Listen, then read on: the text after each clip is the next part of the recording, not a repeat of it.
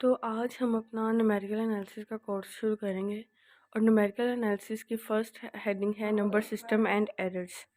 और number system and errors में उससे पहले हम क्योंकि न्यूमेरिकल एनालिसिस की बात कर रहे हैं तो पहले ये पता होना चाहिए कि न्यूमेरिकल एनालिसिस है क्या। तो न्यूमेरिकल एनालिसिस मैथमेटिक्स की वो ब्रांच है जो न्यूमेरिकल सॉल्यूशन को कंसिडर करती है problems numerical solutions to problems, which means that numerical analysis may be described as that branch of mathematics which provides with convenient methods for obtaining numerical solutions to such problems। मतलब हम पूरे के पूरे numerical analysis के course में methods पढ़ेंगे sorry पूरी numerical analysis के कोर्स में मेथड्स पढ़ेंगे जो डिफरेंट प्रॉब्लम्स को सॉल्व करने के लिए हम यूज़ करेंगे और उनसे हम न्यूमेरिकल सॉल्यूशंस निकालेंगे। अब एक्यूरेसी ऑफ नंबर्स क्या है और एक्यूरेसी ऑफ नंबर से क्या मतलब है। The numbers 1 2 3 up to so on 1/3 3/4 8/7 up to so on and √3 √5/3 and √π etc। अब ये डिफरेंट टाइप्स के नंबर्स हमने कंसिडर कर लिए हैं। अब देखेंगे जो 1 2 3 है ये एग्जैक्ट नंबर्स हैं, इनमें ये 110% एक्यूरेट है। बट अगर हम बात करें 1/3 3/4 √3 तो आप ये कैलकुलेटर से निकाल के भी देख सकते हैं कि इनका आंसर कोई फाइनाइट नहीं आता। इनका आंसर पॉइंट अप टू काफ़ी लंबा एक सीरीज़ चलती है आंसर की, यानी हम जितना मर्जी इसको एक्यूरेट लिख करने की कोशिश करें ये एक्यूरेट नहीं हो सकता, हम उसको अप्रॉक्सीमेटली के साथ ही लिखते हैं। तो इट्स मीन कि यह इस पॉइंट पे आके हमें ये पता चलता है कि एक नंबर कितना एक्यूरेट है। तो √3 को हम 1.732 भी लिख सकते हैं। और अगर इसको ये एक अप्रोक्सीमेट नंबर है, अगर आप इसको करें तो मैं इसको मज़ीद एग्जेजुएट करके अकॉर्डिंग टू द कैलकुलेटर तो 1.73205 भी लिख सकती हूँ। ठीक है, तो जितना ज़्यादा लंबा आंसर होगा यही कह लें कि उतनी ज़्यादा उसकी एक्यूरेसी के चांसेस बढ़ जाएंगे। तो 1.73205 ये ज़्यादा बेटर अप्रोक्सीमेशन है एज़ कम्पेयर टू 1.732।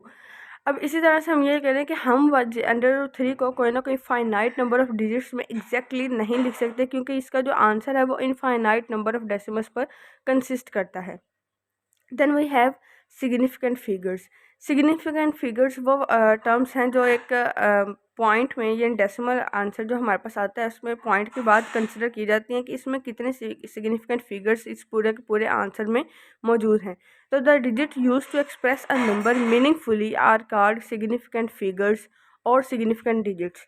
हम इसको एग्जाम्पल से पढ़ लेते हैं। जो डिजिट्स होते हैं 1 to 9 ये सारे के सारे सिग्निफिकेंट होते हैं, आइदर ये पॉइंट से पहले हों या आइदर ये पॉइंट के बाद में हों। बट ज़ीरो में और में नॉट भी सिग्निफिकेंट फिगर। ज़ीरो को कभी हम सिग्निफिकेंट फिगर कंसिडर करते हैं और कभी सिग्निफिकेंट फिगर कंसिडर नहीं करते। If zero is use to fix the decimal point और to fill places of unknown or discarded digits then zero is not a significant figure. इसकी एग्जांपल मैं आपको ये दूंगी कि 0.000567 इसमें सिग्निफिकेंट फिगर्स कौन से हैं, सिर्फ 3 हैं, 5 6 एंड 7। ये जो पॉइंट से पहले ज़ीरो है ये तो स्पेस को फिल करने के लिए यूज़ किया गया है, और इसके बाद जो 0003 हैं ये भी अगेन अननोन डिजिट्स के डिस्कार्डेड डिजिट्स की स्पेस को फिल करने के लिए यूज़ किया गया है। तो ये जो ज़ीरोज़ हैं ये सिग्निफिकेंट फिगर्स कंसिडर नहीं होंगे। Same like that we have another 2 examples 4.5037। अब यहाँ पे जो ज़ीरो है ये देखें दो सिग्निफिकेंट डिजिट्स के दरमियान में ज़ीरो है। यहाँ पे ये जो ज़ीरो है ये एक मीनिंगफुल है क्योंकि यहाँ पे 5037 की बात हो रही है। अगर हम इस ज़ीरो को कंसिडर ना करें तो ये तो 537 की बात हो जाएगी, जो कि हमारा गलत हो जाएगा। तो यहाँ पे 4 भी एक सिग्निफिकेंट फिगर है, 5 भी, 0 भी, 3 भी एंड 7 भी। It's mean this number contains 5 digits which are significant. Again we have 0.5000. In this we have only one significant digit which is 5. Next our topic is rounding of numbers। ये हम school level पे भी पढ़ चुके हैं कि एक number को राउंड ऑफ किस तरह से करते हैं। तो अगेन वही बात है कि जब जहाँ तक आप अपने आंसर्स को स्टॉप करना चाहते हैं तो उसके नेक्स्ट डिजिट को देखें, आइदर वो 5 है या 5 से भरा है। तो अगर वो 5 या 5 से भरा होगा तो हम ये देखेंगे कि उसको राउंड ऑफ कर देंगे। फॉर एग्जांपल मैं इसमें 223.876 पे आंसर रोकना चाह रही हूँ। 6 के बाद मैंने देखा कि वो तो 3 है, यानी 5 से छोटा है तो मैं इसको राउंड ऑफ नहीं करूँगी। राउंड ऑफ का मतलब होता है कि हमने 6 में 8 1 प्लस कर देंगे तो 7 हो जाएगा, लेकिन यहाँ पे क्योंकि 5 से भरा नहीं है तो वो हम उसको राउंड ऑफ नहीं करेंगे। Same like the other examples. Next हमारा टॉपिक है errors and their analysis. In numerical computation we always look for the accuracy of the result obtained. The size of the error in the computed value is usually expressed in two ways, absolute error and relative error. जैसा कि हम पहले numerical analysis की definition में देख चुके हैं कि न्यूमेरिकल एनालिसिस की डेफिनेशन यही कहती है कि हम एक प्रॉब्लम के ऊपर डिफरेंट मेथड्स अप्लाई करें और उसका आंसर निकालें। जब एक क्वेश्चन के ऊपर डिफरेंट मेथड्स अप्लाई करेंगे तो डेफिनेटली उसका आंसर एग्जैक्टली सेम नहीं आएगा, उसमें कुछ डेसिमल्स का चेंज होगा। उस चेंज को हम कहेंगे एरर। अब एरर की कितनी टाइप्स हैं? एरर की हैं 2 types, absolute error, relative error. Absolute error को हम इसका फॉर्मूला ये है कि ट्रू वैल्यू जिसको हम एग्जैक्ट वैल्यू भी कह सकते हैं माइनस अप्रोक्सीमेट वैल्यू। अब यहाँ पे x माइनस x1 और यहाँ से एक एमसीक्यूज भी क्लियर हुआ कि एब्सोल्यूट एरर या एब्सोल्यूट वैल्यू कभी भी नेगेटिव में नहीं होती। अब यहाँ पे जो x है वो है ट्रू वैल्यू जिसको हम एग्जैक्ट वैल्यू भी कह सकते हैं, और x1 है हमारे पास अप्रोक्सीमेट वैल्यू। अब इसको हम डिनोट किस तरह से करते हैं, क्योंकि ये एब्सोल्यूट वैल्यू है तो e ऑफ a आएगा is equals to mod of भी कह सकते हैं और absolute value of x minus x1। Relative error की अगर हम बात करें तो relative error which is equals to absolute error divided by true value, जो in other words exact value जो हमारे पास गिवन भी हो सकती है। ये कह लें कि जो हमारे पास एक आंसर से जो एग्जैक्टली स्टैंडर्ड मेथड से निकली हो। तो एब्सोल्यूट एरर की क्या हमने पीछे फॉर्मूला पढ़ा, x minus x1 divided by true value हमने किसे कहा है, एग्जैक्ट वैल्यू x को। तो हम ये लिख सकते हैं कि E R which is the denotation of relative error is equals to E A absolute error divided by absolute value of x. Sometimes we express as percentage which will enable us for computation. कभी कभी उसने question में ये पूछा होता है कि आप इस एरर को परसेंटेज में निकालें, वो या परसेंटेज में एक्सप्रेस करें। तो परसेंटेज में एक्सप्रेस करने के लिए सिंपली आपने रिलेटिव एरर को मल्टीप्लाई बाय 100 कर देना है। अब मिसाल के तौर पर उसने एक क्वेश्चन में आपको डायरेक्ट परसेंटेज एरर पूछ लिया है। अब परसेंटेज एरर में क्या यूज़ हो रहा है, रिलेटिव एरर, और रिलेटिव एरर में क्या यूज़ हो रहा है, एब्सोल्यूट एरर। इट्स मीन सबसे पहले आप एब्सोल्यूट एरर निकालेंगे, उसके बाद आप रिलेटिव एरर निकालेंगे, देन उसको कन्वर्ट करेंगे परसेंटेज एरर में। अब हमारे पास कुछ ये नोट्स हैं जो एमसीक्यू के तौर पे भी यूज़ हो सकते हैं और नोट्स के तौर पर भी और अंडरस्टैंडिंग के लिए भी। तो absolute error is in terms of the unit used, whereas relative error and percentage error are pure numbers independent of the unit of measurement. यहाँ से 3 एमसीक्यूज क्लियर हो गया कि एब्सोल्यूट एरर का यूनिट वही होता है जो हमारे पास क्वेश्चन में गिवन टर्म्स का यूनिट होता है, जबकि रिलेटिव एरर की बात करें तो रिलेटिव एरर का कोई यूनिट नहीं होता, क्योंकि और परसेंटेज एरर का भी कोई यूनिट नहीं होता। रीज़न बताती हूँ। रिलेटिव एरर का यूनिट इसलिए नहीं होता कि देखें अगर हमारे पास ऊपर जो आंसर आएगा, रिलेटिव एरर का फॉर्मूला क्या आता है, absolute error divided bye exact value. ठीक है, तो एब्सोल्यूट एरर का जो फॉर्मूला होगा, देखिए माइनस करके जो हमारे पास यूनिट आएगा वो नीचे वाले डिनोमिनेटर में जो एग्जैक्ट वैल्यू है उसके यूनिट से तो कैंसिल आउट हो जाएगा। इट्स मीन रिलेटिव एरर का कोई भी यूनिट नहीं होता। और क्यों रिलेटिव एरर, तो परसेंटेज एरर किस पे डिपेंड कर रहा है, रिलेटिव एरर पे। तो हम ये कह सकते हैं कि अगर रिलेटिव एरर का नहीं है कोई यूनिट तो परसेंटेज एरर का भी कोई यूनिट नहीं है। Then the next note is, it is obvious that the absolute error is related to the number of the decimal places, whereas relative error is related to the number of significant figures. ये जब आप questions की practice करेंगे तो आप easily ये चीज़ note करेंगे कि सिग्निफिकेंट फिगर्स कौन से थे। ये हम पहले ऑलरेडी डिस्कस कर चुके हैं कि सिग्निफिकेंट फिगर्स वो फिगर्स होते हैं जो एग्जैक्टली मीनिंगफुल होते हैं, ठीक है, किसी भी आंसर के अंदर या किसी भी डिजिट्स के अंदर, ठीक है। तो सिग्निफिकेंट एरर किसके रिलेटेड है, रिलेटिव एरर के रिलेटेड। और जबकि डेसिमल प्लेसेस की अगर हम बात करें तो जाहिर सी बात है जब ट्रू वैल्यू में से अप्रोक्सीमेट वैल्यू होगी तो वो किस किस चीज़ का चेंज होगा, वो सिर्फ डेसिमल प्लेसेस का ही चेंज होता है। तो वो जो एरर है वो होगा एब्सोल्यूट एरर। थर्ड है, if a number is correct to n decimal places then absolute. अगर हमारे पास उसने कोई डेफिनेट पॉइंट या डेफिनेट नंबर नहीं दिया और उसने कह दिया कि ये 6 नंबर्स तक, ये 6 डेसिमल प्लेसेस तक ये नंबर करेक्ट है, आप एब्सोल्यूट एरर फाइंड करें, तो उस केस में आपने ये वाला फॉर्मूला यूज़ करना है 1/2 × 10⁻⁻⁻n। ठीक है, या ये एग्जैक्टली और जो पीछे हमने डेफिनेशन पढ़ी है वो उस फॉर्म में होगा जब हमारे पास एग्जैक्ट नंबर्स दिए होंगे। And the last one is if a number is correct to n significant figures then relative error is 1/2 10 raised to power 1 minus n। पीछे हमने बात कर ली कि अगर वो हमारे पास n सिग्निफिकेंट डेसिमल्स की बात करे तो हमने क्या करना है कि वो 1/2 10 raised to power minus n वाला फॉर्मूला यूज़ करना है। और अगर n सिग्निफिकेंट फिगर्स की बात करें तो 1/2 10 raised to power 1 minus n। यहाँ पे डिफरेंस इस चीज़ का है, हमने ये बात पहले कही है कि रिलेटिव एरर जो है वो रिलेट कर रहा होता है सिग्निफिकेंट फिगर्स से, उसका रिलेशन होता है, जबकि एब्सोल्यूट एरर का डेसिमल प्लेसेस से। And the last one is in other words a number x1 is an approximation to x to n significant figures. यानी कि अगर हमारे पास उसने ये कहा हो कि आपके पास रिलेटिव एरर ये है, और अगर वो ना भी पूछे सिर्फ सिग्निफिकेंट फिगर्स की बात करें तो हमें ये चीज़ क्लियर होनी चाहिए कि सिग्निफिकेंट फिगर जो एसोसिएट होते हैं वो ER यानी रिलेटिव एरर से होते हैं।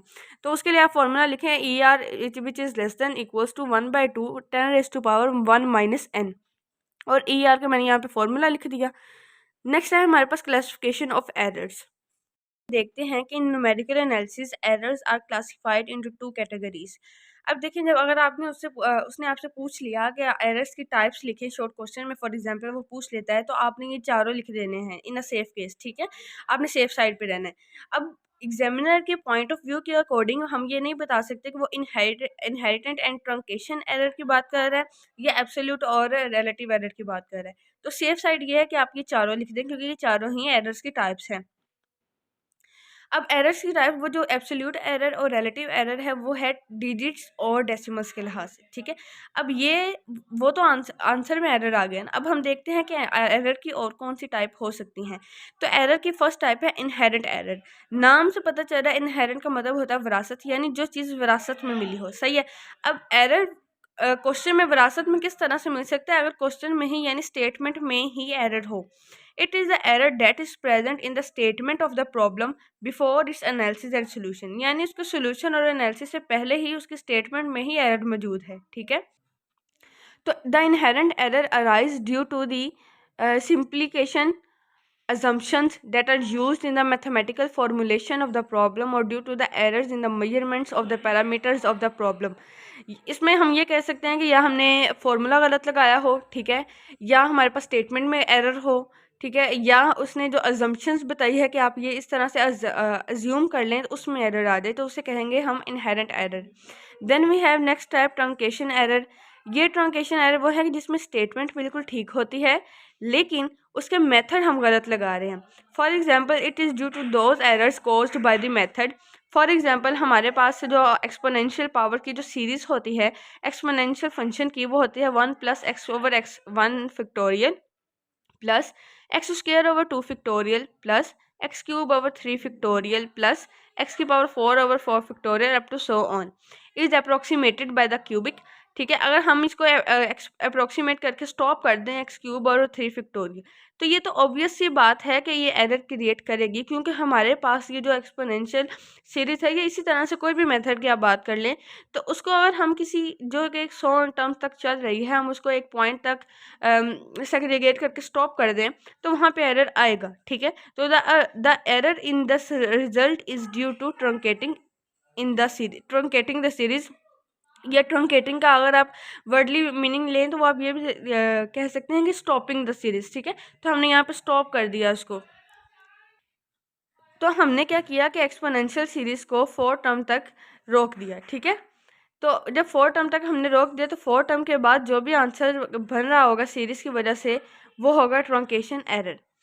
थ्योरम 1.1 है हमारे पास, if a number is correct to n significant figures and if a1 is the first significant figure then the relative error is. ये डिफरेंट केसेस बताए हमें हैं कि अगर इस तरह से भी आपके पास क्वेश्चन आ जाए तो आपको इजीली मेथड का पता हो। हमने पीछे पढ़ा अगर एग्जैक्ट वैल्यू और ट्रू वैल्यू दी हो तो ट्रू वैल्यू और अप्रोक्सीमेटरी वैल्यू हमने देखी हो तो उसका एरर कैसे निकालना है। फिर उसके बाद n सिग्निफिकेंट नंबर्स या n डेसिमल्स की बात की गई हो तो उसका एरर किस तरह से निकालना है। उसके बाद है हमारे पास अगर हमारे पास फर्स्ट सिग्निफिकेंट फिगर दी हो और उसने n नंबर्स की बात की हो तो उसका एरर किस तरह से निकालना है। तो उसमें रिलेटिव एरर होगा 1/a1 × 10⁻n - 1।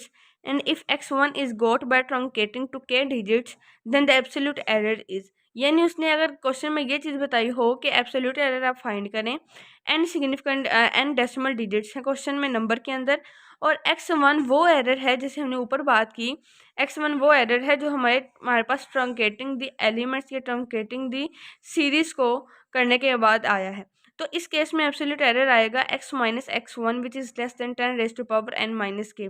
ये वो फॉर्मूलाज है जिसकी आपको ना डेरिवेशन करने की ज़रूरत नहीं है, ये आपने जनरली बस याद करने हैं। इसी तरह से हमारे पास थ्योरम 1.3 है, if the relative error of any number are is less than 1/2 in multiplied by 10 raised to power n is equals to 1/2 10 raised to power minus n। मतलब कि हमारे पास के उसने कहा कि रिलेटिव एरर आपके पास ये है, तो आप ये बताएं कि वो कितनी सिग्निफिकेंट फिगर्स तक वो नंबर करेक्ट होगा, तो जो n होगा वही n सिग्निफिकेंट फिगर्स होगा, यही उसका आंसर होगा। इसके लिए हम एक एग्जांपल कर लेते हैं। If a number 23.876 is correct to 5 significant figures. अब देखिए यहाँ पे उसने सिग्निफिकेंट फिगर्स की भी बात कर दी है, नंबर भी उसने दे दिया, उसने कहा है कि आप रिलेटिव एरर निकालें। तो सिग्निफिकेंट फिगर्स पहले हम ये देखते हैं कि कितने हैं इसमें, 5 हैं, ठीक है, ये गिवन भी है। फर्स्ट सिग्निफिकेंट फिगर क्या है, A1 विच इज़ 2। तो हमने पीछे अभी फॉर्मूला पढ़ा कि अगर सिग्निफिकेंट फिगर उसने दिए हों, रिलेटिव एरर निकालना हो, तो हम लिखते हैं 1/2 into 10 raise to power n minus 1। ठीक है, A1 जो 2 मैंने क्यों लिखा, क्योंकि यहाँ पे फर्स्ट सिग्निफिकेंट फिगर A1 है, ठीक है, तो वो हमने आंसर निकाल लिया और ये हमारे पास रिलेटिव एरर आ गया। सेम इसी तरह से स्टेटमेंट दी हुई है, उसने एब्सोल्यूट एरर, रिलेटिव एरर और परसेंटेज एरर की बात की है। तो ये मैंने आपको समझाया था कि आप पहले रिलेटिव एरर निकाल लें, अगर एब्सोल्यूट एरर निकाल के रिलेटिव एरर निकाल लें और उसको मल्टीप्लाई बाय 100 करेंगे तो आपके पास ये टर्म निकल आएगी, यानी कि परसेंटेज एरर निकल आएगा।